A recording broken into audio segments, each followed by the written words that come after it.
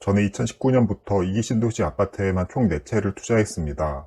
그리고 이 중 일부는 매도해서 수억의 시세 차익을 만들었고 여전히 보유 중인 아파트 역시 가치가 크게 올라간 상태입니다. 2019년에 매수했던 아파트는 정말 가격이 바닥을 기고 있을 때 샀습니다. 운이 좋아 매수했던 아파트가 있는 지역이 바닥이었던 시기에 샀던 거죠. 그 이후 2020년도 말에 매수했던 신도시 분양권은 이미 부동산 시장이 고점을 향해 가고 있을 때였습니다. 하지만 지역 간의 저평가를 판단하고 아직 충분히 저렴하다 생각하고 매수한 뒤 이 아파트 역시 지금 하락장을 겪는 중에도 가격은 상승한 상태입니다. 아파트 투자는 방법이 확실히 존재합니다. 하지만 그 방법은 모든 지역과 아파트에 똑같이 적용되지 않습니다. 서울이 저평가일 시기가 있고 경기도가 저평가일 시기가 있고 지방이 저평가인 시기가 있습니다. 또한 서울 안에서도 상급지 신축이 저평가일 수도 있고 중하급지 구축이 저평가인 시기가 있습니다. 무조건 서울의 상급지 신축 아파트만 가격이 상승한다고 생각하면 부동산 공부를 다시 해야 합니다.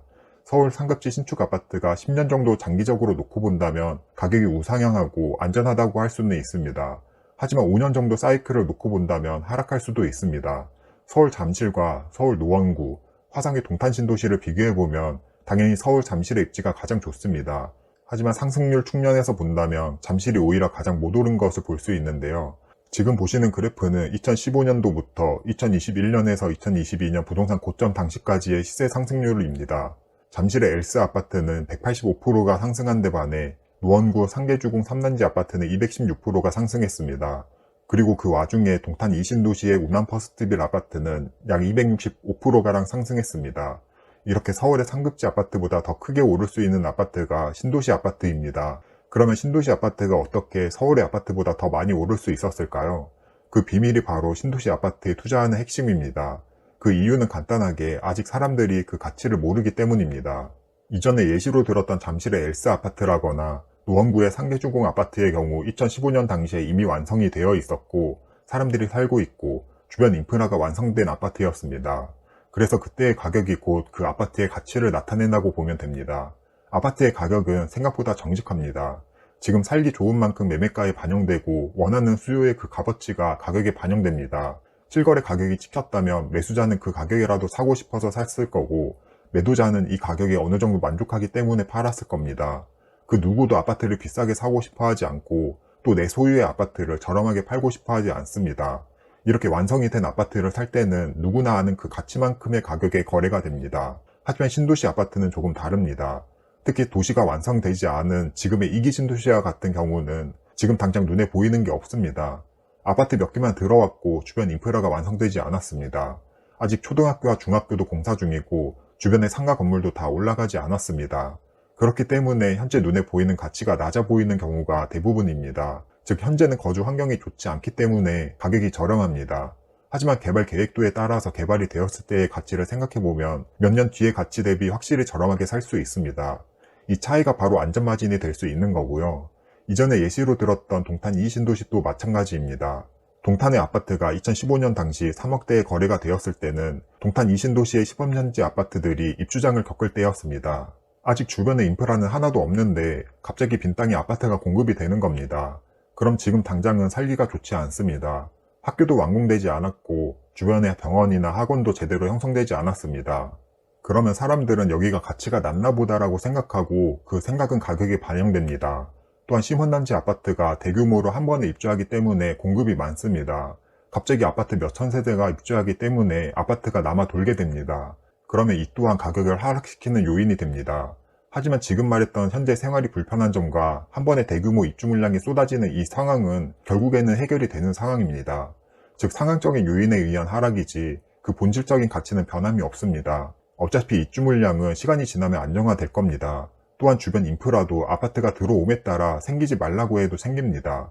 이렇게 현재의 상황적인 요인이 안 좋으면 안 좋을수록 가격에 반영이 되어 가격은 하락하고 이 가격이 하락하는 만큼 안전마진이 됩니다. 이러한 원리가 바로 서울 상급지 아파트인 잠실 엘스 아파트가 185% 상승할 때 동탄 이신도시 아파트가 265%로 더 많이 상승한 원리입니다.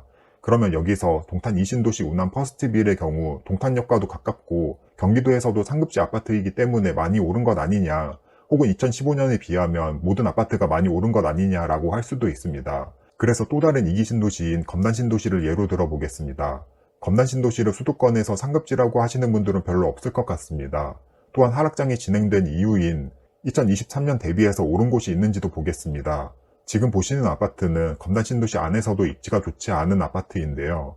2023년 대비 현재 약 40%인 1억 6천만 원 가량이 상승했습니다. 이 아파트 또한 신도시 아파트 가격이 상승하는 원리가 똑같이 적용됩니다. 2023년 당시에는 이 주변의 아파트들이 이제 입주를 하고 있어서 살기가 좋지 않았습니다. 또한 대규모 입주로 인해서 상황적으로 힘든 시기를 겪고 있을 때였습니다. 하지만 이제 입주가 완료되고 주변 인프라가 생겨나면서 가격은 다시 상승했습니다. 사실 이 아파트는 제 부동산 투자 강의 1기를 진행하던 2022년 11월 당시 실전 투자처로 추천드렸던 아파트입니다. 당시 4억 초중반의 가격으로 2기 신도시 아파트를 매수하면 괜찮은 가격이라고 했고 지금과 같이 눈에 보이지 않을 때와 입주 물량이 터질 때가 기회라고 했었습니다. 현재는 최근 5억 후반의 가격까지 거래가 되면서 1억 이상이 상승했습니다. 지금과 같은 하락장에서는 이런 방식의 신도시 투자가 저는 가장 안전하다고 생각합니다. 1억 이상의 안전마진이 눈에 보이는 투자처이니까요. 저 또한 이와 비슷한 방식으로 신도시 아파트에 내채를 투자하면서 수익을 낼 수 있었습니다. 지금도 2기 신도시에는 안전마진이 있는 투자처를 많이 찾을 수 있습니다. 그리고 앞으로 있을 3기 신도시에는 더 많은 기회가 있을 것입니다. 마치 예전에 동탄 2신도시 아파트가 3억대에서 10억 정도가 더 오른 것처럼 말이죠. 신도시 아파트는 잘만 공부해서 내 집 마련을 해놓으면 서울의 상급지 아파트보다 더 큰 수익을 얻을 수도 있고 제가 말한 원리만 이용해도 안정적인 시세 상승을 기대할 수 있습니다. 애초에 본 가치 대비 저렴하게 사는 게 중요합니다. 아무리 실거주 내 집 마련을 한다고 하더라도 집값이 하락한다면 괴롭고 정신적으로 스트레스를 받을 수밖에 없습니다. 지금 단순히 갭 투자를 해서 제 값어치대로 사놓고선 앞으로 떨어질지 오를지 고심초사하는 것보다는 애초에 안전마진을 두고 저렴하게 사두면 조금 하락해도 이미 안전마진 범위 내일 것입니다. 저는 제 유튜브 구독자분들과 저를 좋아해 주시는 분들이 아파트로 잃지 않았으면 좋겠고 힘들지 않았으면 합니다. 요즘은 여러 투자자들이 아파트 투자를 한다는 이야기를 잘 못 들어봤을 겁니다. 그 이유는 여러 가지가 있는데요. 그 이유 중 첫 번째로는 먼저 부동산 분위기가 혼란스럽습니다. 2015년부터 2021년까지의 상승장 때는 너도 나도 모두 투자를 하던 때가 있었습니다. 대세 상승장에 따라 가격이 오르지 않았던 곳에 투자하면 가격이 오르던 시기가 있었습니다. 그리고 가격이 한번 오르니 그에 대한 학습 효과로 앞으로도 계속 오를 것 같던 분위기가 있었던 거죠. 하지만 지금은 2022년 급락장을 겪으면서 가격이 하락하고 많이 빠질 수 있다는 인식이 생겼습니다. 이제는 하락에 대한 학습 효과가 생겨서 쉽사리 투자를 하지 못하는 상황입니다. 지금 서울 수도권 부동산 가격이 오른다고는 하지만 확실한 상승장은 아닙니다. 부동산 상승장이라고 한다면 서울의 외곽, 경기도, 인천, 지방까지 모두 올라야 하지만 아직 분위기가 좋지 않은 곳은 여전히 좋지 않기 때문입니다. 이렇게 아직 부동산 분위기가 혼란스럽다는 이유가 있고요. 하지만 조금 더 넓은 시야를 가지고 보면 오를 수밖에 없는 곳들이 있습니다. 특히 분양권과 같이 사람들이 아직 그 가치를 모르는 곳은 더욱 기회가 있다고 생각해서 저는 투자를 할 수 있었습니다. 지금 사람들이 투자를 못하고 있는 두 번째 이유는 갭이 크기 때문입니다. 여기서 갭은 갭 투자할 때의 갭으로 전세를 끼고 매매를 하는 것을 말합니다. 5억짜리 집에 4억의 전세가 껴있으면 1억 정도의 내 투자금만 있으면 투자할 수 있습니다. 하지만 5억짜리 집에 3억의 전세가 껴있으면 2억 정도의 내 투자금이 필요합니다. 지금은 입지가 괜찮은 곳의 경우 갭 금액이 큽니다. 매매가는 10억인데 전세가는 5억이라서 5억의 내 투자금이 필요합니다. 5억이라는 돈은 생각보다 큰 금액입니다. 이 금액을 투자금으로 얻을 수 있는 기대 수익이 그리 크지 않은 상황에서 투자금 대비 효율이 많이 날 수 없다는 걸 알기 때문에 투자로 쉽사리 접근하지 못합니다. 지금 서울에 좀 유명한 동네를 찍어서 아파트 매매 전세 가격을 봐보세요. 대략적으로 5, 60% 정도의 전세가율밖에 되지 않는 것을 알 수 있습니다. 서울 아파트 투자하기 가장 좋았던 약 10년 전 상황을 보면 전세가율이 80%에 육박했던 것을 볼 수 있습니다. 그래서 투자금 또한 지금보다 훨씬 적게 들었기 때문에 투자자들 또한 진입할 수 있었습니다. 반면 제가 계약했던 분양권은 갭 금액이 아닌 계약금만 있으면 됩니다. 여기서 계약금은 총 분양가의 10%인데요. 만약 분양가가 4억이라면 4억의 10%인 4천만 원이 있으면 분양권을 매수할 수 있습니다. 즉 초기 투자금이 적게 들어가고 초기 투자금이 적기 때문에 조금만 수익이 나도 수익률이 높아집니다. 예를 들어서 4천만 원의 투자금으로 4천만 원의 프리미엄만 붙어도 투자금 대비 2배가 오르게 되는 겁니다. 지금 투자하기 힘든 세 번째 이유는 취득세 규제 때문입니다. 사실 이 이유가 가장 크다고 생각하는데요. 아직 취득세 완화 법안이 통과되지 않아서 다주택자의 경우 사실상 주택 취득이 힘든 상황입니다. 3주택부터는 8%의 취득세를 내야 하고 4주택부터는 12%의 취득세를 내야 하는 상황입니다. 이전에 투자를 열심히 했던 사람들은 이미 다주택자이기 때문에 아파트 총 가격의 12%를 세금으로 내면서 투자하기가 쉽지 않습니다. 이 이유가 유명했던 투자자들이 지금 아파트 투자를 하지 못하는 가장 큰 이유라고 생각합니다. 예를 들어서 6억짜리 아파트를 산다면 취등록세만 7, 8천만 원 정도를 내야 합니다. 그러면 6억 아파트가 7억 정도는 되어야 세금과 비용을 제외하고 손해를 보지 않는 가격이 되는 겁니다. 하지만 첫 번째 이유에서도 말했듯이 지금은 어떤 집이나 다 오르는 그런 상승장은 아니기에 더 몸을 사리는 경우가 많습니다. 반면 분양권의 경우 애초에 취득세가 없습니다. 취득세의 경우 아파트가 등기가 되어야 납부를 하는 건데 분양권은 아파트가 완공되기 전에 신축 아파트를 가질 수 있는 권리를 사는 것이기 때문에 취득세가 없습니다. 만약 분양권을 계약하고 3년 뒤 완공이 되어서 등기를 친다면 그때 취득세를 내는 겁니다. 하지만 분양권을 계약하고 완공이 되기까지의 3년 전에 분양권을 판다면 취득세를 내지 않아도 됩니다. 즉 다주택자들은 취득세에 대한 부담이 전혀 없습니다. 저도 다주택자인 입장에서 일반 아파트를 취득세 12%를 내면서 투자하기는 부담스럽습니다. 그래서 투자처를 찾던 중 확실한 차익을 볼 수 있기도 하면서 취득세를 내지 않아도 되는 분양권에 투자할 수 있었습니다. 그러면 저는 어떤 분양권에 어떤 이유로 계약을 했을까요? 정확한 단지명을 언급하기는 힘들지만 저는 지방의 택지지구에 있는 분양권을 계약했습니다. 일단 제가 계약한 가장 큰 이유는 분양 가격이 저렴했습니다. 84 타입 기준으로 4억 초중반 정도의 분양가로 앞으로 이 도시에 이 정도 분양가는 앞으로 보기 힘들 거라고 생각했습니다. 즉 앞으로 이 정도 입지의 아파트에 이 가격에 또 분양을 할 수 있을지를 먼저 봤습니다. 아파트의 공급 원가는 땅값과 공사비로 이루어집니다. 여기서 공사비는 각종 사업비와 금융비용도 포함되는데요.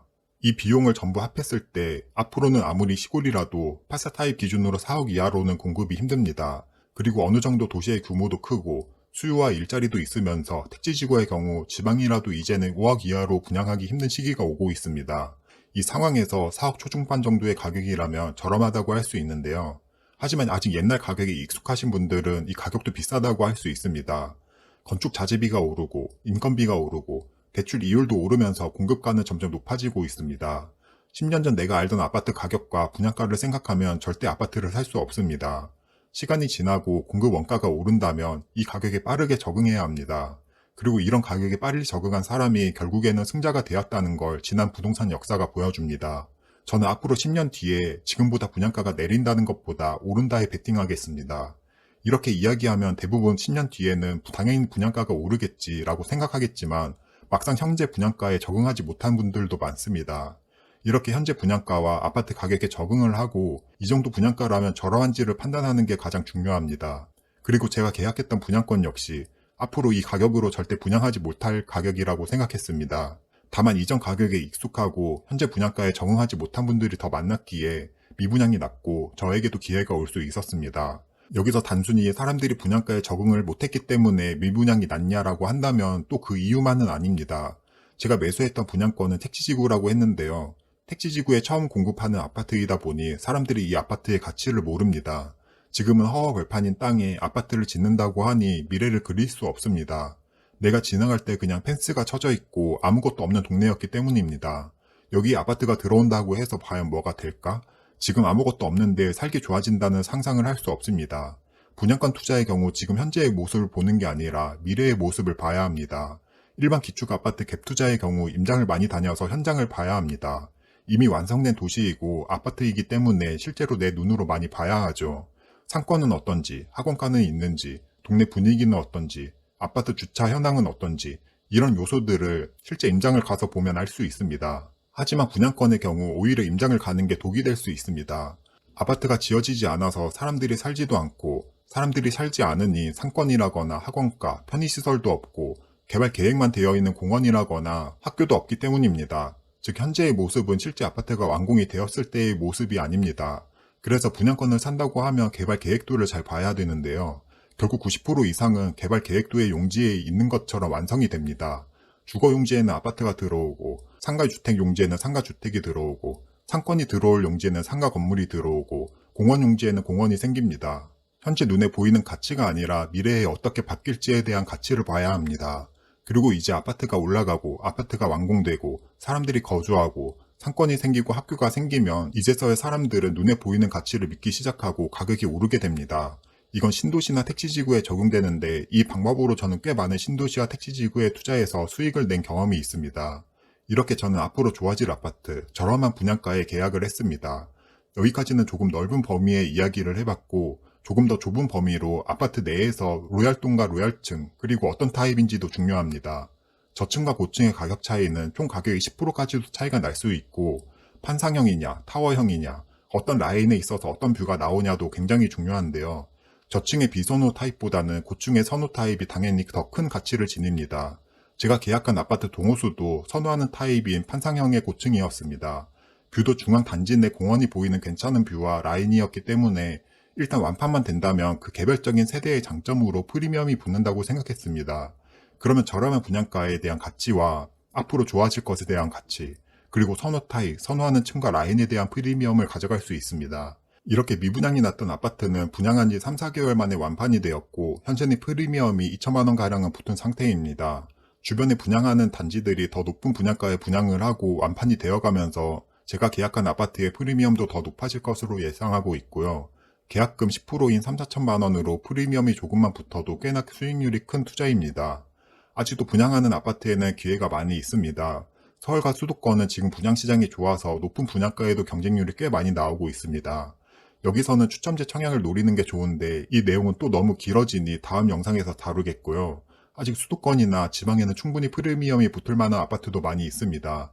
오늘 제가 이야기한 내용들을 잘 공부해 보시고 분양가가 저렴한, 사람들이 잘 몰라서 경쟁률이 낮은, 앞으로 생활 여건이 좋아지면서 가격이 상승할 만한 분양권을 찾아보는 것도 좋을 것 같습니다. 아파트 가격이 오르기 전 보이는 첫 번째 현상은 거래량 증가입니다. 보통 아파트가 고점을 찍고 하락할 때는 거래량이 많지 않습니다. 고점이라는 말 자체가 이미 가격이 비싸졌기 때문에 이 정도의 가격을 받아줄 사람들이 많지 않습니다. 예를 들어서 어떤 아파트가 최고가 10억을 찍었다고 한다면 그 10억을 찍었을 때의 거래량은 그렇게 많지 않습니다. 그리고 최고가 10억보다 조금씩 낮은 가격인 9억 8천, 9억 5천, 9억의 실거래가 되면서 가격은 점점 하락하는데요. 이때의 거래량은 직전 상승할 때의 거래량보다 보통은 적습니다. 그렇게 가격이 10억에서 7억까지 하락했다고 한다면 그 과정에서의 거래량 또한 적습니다. 그 이후 7억 근처에서 거래량이 점점 증가하기 시작하고 1,000만원, 2,000만원 조금씩 높게 거래가 되기 시작한다면 그 시점이 바닥일 확률이 굉장히 높고 앞으로 오를 만한 신호라고 보시면 됩니다. 한 가지 예를 들어서 잠실의 리센츠 아파트를 보겠습니다. 2021년도에 고점을 찍을 당시에는 거래량이 많지 않았습니다. 그렇게 하락장이 2022년에는 거래가 거의 없는 상태로 하락했고 2022년 말에서 2023년 초부터 거래량이 증가하기 시작합니다. 여기서 거래량만 증가한 게 아니고 호가와 실거래가 또한 몇 천만 원씩 더 높게 거래되기 시작합니다. 이러한 바닥의 신호와 앞으로 가격이 오르는 신호를 파악한 사람들은 반등장을 누릴 수 있었습니다. 실제로 관심이 있는 아파트를 매일 보면 이런 신호를 눈치챌 수 있습니다. 네이버 부동산에서 관심 있는 아파트의 한 가지 타입을 정해서 매일 최저가 시세를 확인해 보세요. 84타입 저층 최저가 기준으로는 얼마였는지 기록하고 84타입 고층, 선호 타입, 로얄동 기준으로는 얼마인지 기록하면 그 당시의 가격을 기억할 수 있습니다. 그리고 그 매물들이 네이버 부동산에서 내려갔다면 아마 실제로 거래되었을 확률이 높고 다시 최저가 순으로 확인을 했을 때 호가가 올라가 있다면 가격이 조금씩 오를 확률이 높습니다. 반면 네이버 부동산 매물을 확인했을 때 내가 확인했던 최저가 매물보다 더 저렴한 매물들이 쌓인다면 그때는 상승할 타이밍이 아니라 아직 하락하고 있는 중입니다.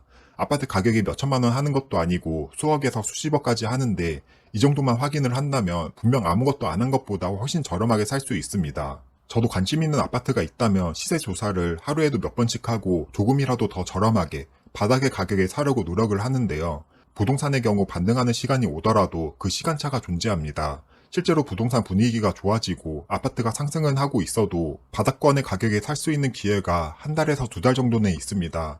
이 기회는 네이버 부동산의 매물 호가를 확인하는 것과 실거래 내역을 확인하고 부동산에 전화해서 분위기를 파악하는 정도로만 해도 충분히 가능합니다. 물론 당연히 실제로 살려고 하면 임장을 가서 현장 분위기도 봐야겠죠. 하지만 바쁜 직장인이나 자영업자의 경우 매일 이렇게 하기가 힘드니까요. 부동산이 바닥을 찍고 반등한다는 그 타이밍을 포착하는 건 최종 호가가 조금씩 상승하는 것과 거래량이 늘어나는 것으로 충분히 알 수 있습니다. 아파트 거래량이 증가하기 시작하고 호가 또한 조금씩 올라간다면 꽤나 확실하게 아파트가 오르기 직전에 보이는 현상이라고 할 수 있습니다. 아파트 가격이 오르기 전 보이는 두 번째 현상은 상급지의 시세 변화입니다. 여기서 상급지는 조금 넓은 범위의 상급지가 있고 좁은 범위의 상급지가 있는데요.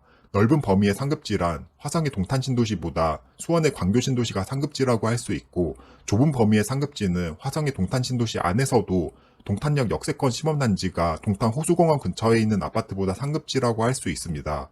같은 경기도권에서 아파트 가격이 상승할 때는 더 상급지부터 움직입니다. 더 상급지인 수원의 광교 신도시가 화성의 동탄 신도시보다 더 빨리 상승합니다.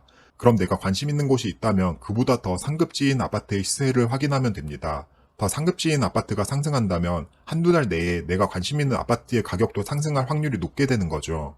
지금 보시는 그래프는 수원 광교의 자연의 힐스테이트 아파트와 동탄의 10억 하나 꿈에 그린 아파트의 시세를 비교한 그래프인데요. 2023년 11월 광교의 자연의 힐스테이트 아파트는 바닥을 찍고 12월에는 반등했습니다. 반면 동탄의 한화 꿈에 그린 아파트는 2024년 1월까지 하락한 것을 볼 수 있습니다. 그러면 더 상급지인 광교가 반등했던 12월에는 아직 바닥의 가격에 있던 동탄의 아파트가 오를 확률이 아주 높아집니다. 그리고 그 이후 실제로 동탄의 아파트도 2024년 2월부터 반등한 것을 볼 수 있습니다. 이렇게 넓은 범위에서 상급지 아파트의 시세를 파악한다면 더 하급지의 아파트의 시세가 어떻게 움직일지를 알 수 있습니다. 이 방법은 좁은 범위의 상급지에도 마찬가지로 적용되는데요. 동탄 2신도시를 예로 들어보면 동탄의 경우 동탄역에서 가까울수록 상급지입니다. 동탄 시범단지 위주로 설명하자면 동탄역에서 도보로 이동 가능한 운암 퍼스트빌, 더샵 센트럴시티, 한화 꿈에 그린 아파트가 가장 상급지인 아파트이고, 도보로 이동하기에는 조금 먼 시원 리슈빌, 대원 칸타빌, 예미지, 호반 서밋으로 갈수록 하급지 아파트입니다. 여기에도 똑같이 상급지 아파트 시세를 따라가는 원리를 적용해보면요. 더 상급지인 운암 퍼스트빌, 더샵 센트럴시티, 한화 꿈에 그린 아파트가 시세가 상승하고 있다면 더 하급지인 리슈빌, 예미지, 칸타빌, 호반 서밋 아파트의 가격도 상승하게 될 확률이 높아집니다. 부동산의 경우 실제로 온기가 하급지까지 전해지는 데는 시간 차이가 꽤 있습니다. 상급지 아파트 가격이 상승하는 것을 보고 더 하급지 아파트를 사도 늦지 않습니다. 투자나 내 집 마련이나 가격이 하락하면 힘들 수밖에 없습니다. 최대한 잃지 않는 투자를 하려면 감으로 투자하거나 대충 이 정도면 저렴한 것 같다라고 투자하는 것보다는 확실한 데이터와 지표를 가지고 투자한다면 잃을 확률이 줄어들게 됩니다. 그리고 확실한 방법은 더 상급지인 아파트의 시세를 보고 산다면 확실히 잃지 않을 수 있습니다. 만약 그 상급지 아파트의 가격이 올랐는데 더 하급지인 아파트의 가격이 그대로라면 확실한 지표가 됩니다. 이 기간도 한 달가량은 있기 때문에 시세 모니터링을 잘하고 매일 관심있게 본다면 충분히 기회를 잡을 수 있습니다. 이제 부동산 공부를 시작했다거나 무주택자인 분들은 어렴풋이 알 것 같긴 하지만 실제로 경험을 해보지 못해서 진짜 이렇게 되는지 의아해할 수도 있을 것 같습니다. 그래서 제가 추천하는 방법은 지금 관심 있는 지역을 정하고 내가 살고 싶은 아파트 단지 몇 개를 골라보세요. 그리고 매일 아침, 점심, 저녁으로 이 아파트들의 네이버 최저 호가와 실거래를 확인해 보는 겁니다. 최저 호가는 네이버 부동산에서 확인하면 되고 실거래도 네이버 부동산이나 호갱노노에서 확인하면 됩니다. 그리고 최저 호가가 더 낮아지는지, 실거래가 더 낮게 찍히는지, 아니면 최저 호가가 점점 높아지는지, 실거래 또한 더 높아지는지를 관찰해 봅니다. 여러 아파트들을 이렇게 관찰하다 보면 어떤 시점에 거래량이 증가하면서 최저 호가와 실거래가가 점점 높아지는 것을 볼 수 있습니다. 그리고 더 상급지인 아파트부터 점점 하급지 아파트까지 그 온기가 퍼져나가는 것을 느낄 수 있을 건데요. 제가 유튜브에서 백날 이론을 설명하고 저의 경험을 말하는 것보다 실제로 내가 조사하면서 느낀다면 훨씬 더 큰 도움이 되고 나에게 와닿게 될 것입니다. 제 유튜브를 보시는 분들은 꼭 투자의 세계에서 잃지 않았으면 좋겠습니다. 오늘 내용은 조금 기술적인 내용에 대해서 이야기해 봤는데요. 저도 어떤 하나에 꽂히면 집착하는 성격이 있어서 하루에도 수시로 관심 아파트의 시세를 확인합니다. 그렇게 하면서 경험한 실전 노하우라고 생각해 주시고 꼭 오늘 내용을 기억해 두셨으면 합니다. 그럼 오늘 내용은 여기서 마치도록 하고 도움이 되었다면 구독과 좋아요 부탁드립니다.